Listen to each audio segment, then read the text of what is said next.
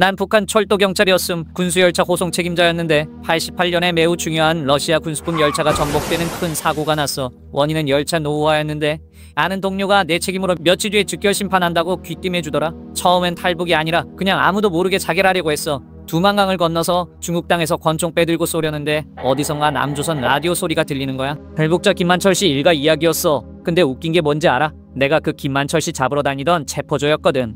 북한 당국에선 그 가족이 배 타고 도망가다 포 맞고 다 죽었다고 했는데 라디오에선 김만철 씨 딸이 제주도 여행 가자고 아빠한테 조르더라고. 그 순간 일반인이 어떻게 제주도를 가지? 하는 생각과 당에서 거짓말 쳤구나. 나 같은 고위 간부한테도 거짓말하는데 일반 인민들한테는 얼마나 거짓말할까 하고 배신감이 들음. 그때부터 살아서 남한에 가야겠다는 생각에 민가에 들어가서 옷을 훔쳐 입고 당증하고 권총만 챙겼어. 일주일 동안 연변으로 걷다가 중간에 만난 소장사꾼 일을 2달 도와주면서 방법을 찾는데 내가 헛간에 숨겨놓은 총을 아들이 발견한 거야. 이거 받고 그냥 가시오. 그래도 여비를 주면서 보내더라.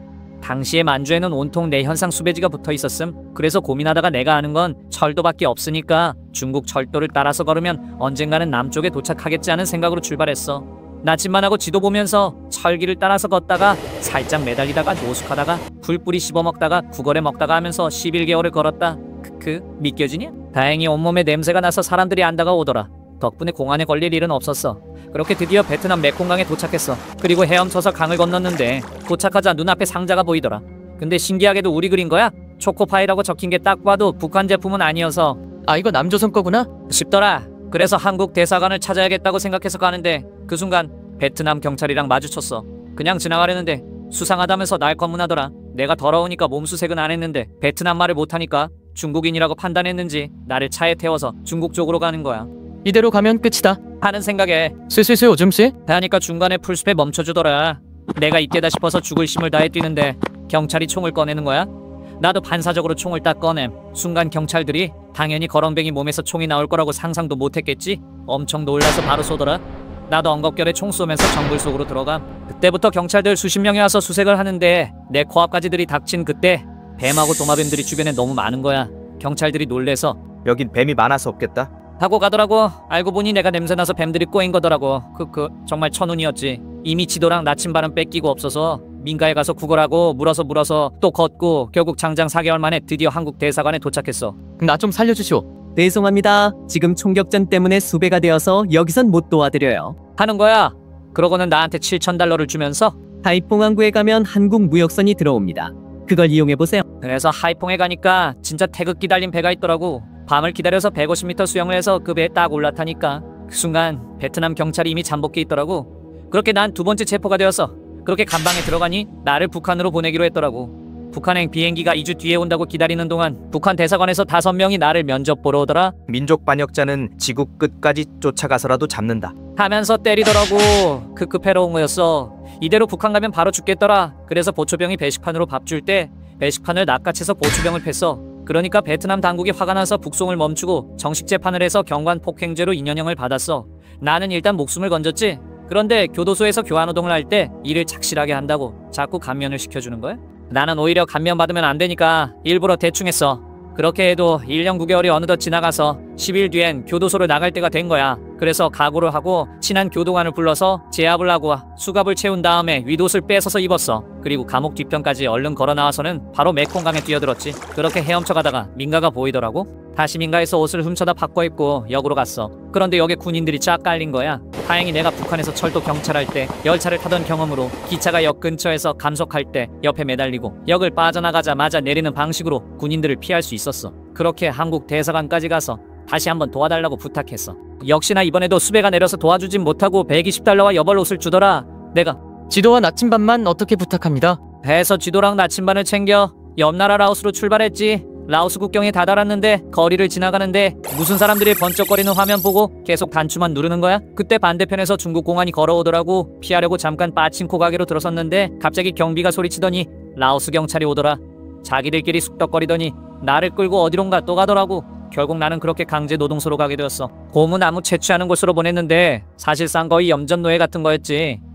해도 하늘이 너무하다 싶더라. 지도와 나침반도 빼앗겨서 도대체 여기가 어딘지 알 길도 없었어. 그렇게 나는 또 탈출을 하기 위해 주변 지형을 숙지하고 감시망의 위치와 시간을 파악해서 허점을 골라 탈출하기까지 무려 9개월이란 시간이 흘렀어. 그렇게 라오스에서 탈출한 나는 중국으로 넘어오게 됐음. 이때가 95년도였어. 벌써 북한에서 나온 지 7년이 지난 거지.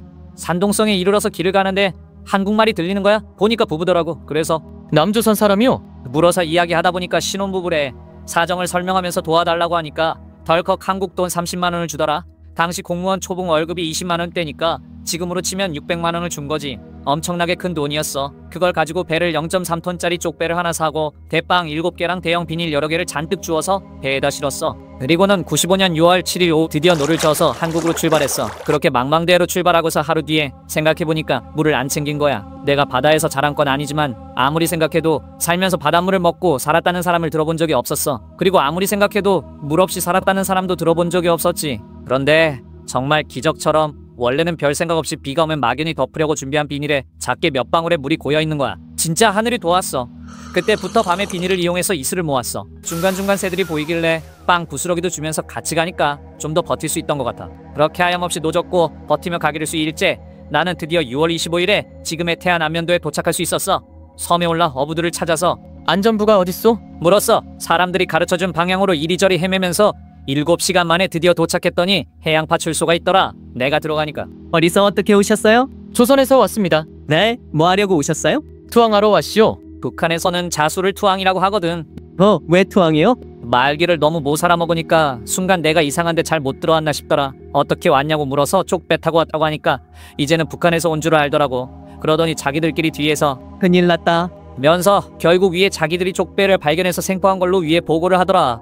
해경이 탈북자가 육지까지 상륙할 동안 발견 못한 책임을 물어서 징계당할 게 두려워서 거짓 보고를 한 거였어. 그렇게 보고가 올라가니까 국정원에서 나를 끌고 가더라고. 내가 이렇게 몰려오다 잡힌 게 딱 보니까 간첩이래. 내가 간첩이 아니라니까. 이번엔 나를 중국에서 돈 벌려고 밀항한 중국인으로 만들더라고. 그래야 자기들이 보안이 뚫린 게 처벌이 더 약하니까 기어코 그렇게 만들려고 하더라고. 내가 나는 간첩도 아니고 중국인도 아니오. 하니까 국정원에 어떤 사람이 나를 독방에 가두더니 내가 탈북자 사역을 좀 잘해.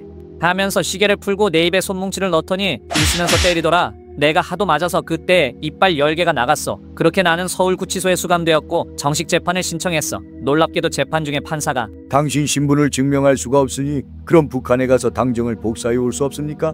하더라고. 그래서 내가 그럼 북한에 갔다 오는 통행증을 공식적으로 발급해 주시오? 하니까 판사가 말이 되는 소리를 하세요. 하더라. 그러니까 판사 당신이 말 같지 않은 소리를 하고 있지 않소. 암만 내가 폐쇄된 북한 땅에서 살았어도 고향은 고향이고 내가 왜 북한 사람이 아닌 중국인이 돼야 되고 간첩이 아닌데 간첩으로 돼야 하오? 그렇게 서울구치소에 2년 동안 수감되었어. 처음에 내가 탈북할 때 라디오로 소식을 들었다던 탈북자 김만철 씨의 사위도 소식을 듣고는 나를 면회와줬어. 아이러니하지? 당시 구치소장이 내 사연을 듣고는 선생님은 여기서 나를 만나는 게 아니고 텔레비전에서 환영받으셔야 할 분이 왜 여기 있는지 모르겠습니다. 라며 위로해주더라. 그런데 제가 법무부하고 얘기해서 다음엔 좋은 데로 보내드리겠습니다. 라고 하더니 동대문에 있는 외국민 수용소로 나를 보낸 거야. 내가 몸이 너무 안 좋아져서 주변의 도움을 받아서 1년간 병보석을 신청해서 병원에서 수감 생활을 했어. 그렇게 벌써 98년이 되었고 탈북한 지는 벌써 10년째가 되었고 나는 아직 대한민국 국적을 얻지 못했어. 그때 일본에 있는 시의원이 그 소식을 듣고는 나한테 연락했어. 밀항을 해서 일본으로 오면 국적을 주겠습니다. 못해도 영주권이라도 드리겠소. 그래서 그렇게 나는 외출을 명분으로 수감된 병원에서 도망쳤어. 도망쳐서 부산에서 밀항선을 타고 일본에 도착했지. 그래서 그 시의원한테 가서 접촉을 하니까 갑자기 경찰이 들이닥친 거야. 알고 보니까 한국 법무부 장관이 일본 법무대신한테 이 사람은 국제간첩이라고 공식 외교문서를 보낸 거야. 징글징글하지. 그렇게 나는 아시아 4대 감옥 중에 하나인 나가사키 오무라 수용소에 또 잡혀 들어갔어. 벌써 5번째 잡혀서 감옥 생활을 하게 된 거지. 그렇게 2년을 버티는 동안 이 소식을 들은 김수환 추기경님과 남북하나재단의 김일주 이사장이 백방으로 도와주신 끝에 나는 드디어 석방되고 점차 내 소식이 퍼져서 국회의 도움으로 드디어 2002년 4월 24일 88년 7월에 탈북을 한 후 만 14년 만에 그리고 최초로 나는 국회로부터 대한민국 국민으로 인정을 받았어. 정말 14년이 주마등처럼 스치면서 그 험난한 길이 떠오르더라. 정말 눈물이 흘렀는데 이게 기쁨의 눈물인지 회한의 눈물인지 알 수가 없었어. 국회의원들에게 나는 2번 다시 나 같은 사람이 없었으면 좋겠습니다.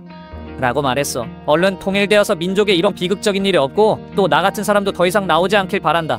지금은 탈북자들을 돕고 중국의 탈북자들을 위한 은신처를 만들면서 힘든 사람들을 도우며 살아가고 있어. 너희들도 세상이 너무 힘들다고 포기하지 말고 내 이야기를 보고 힘을 내라.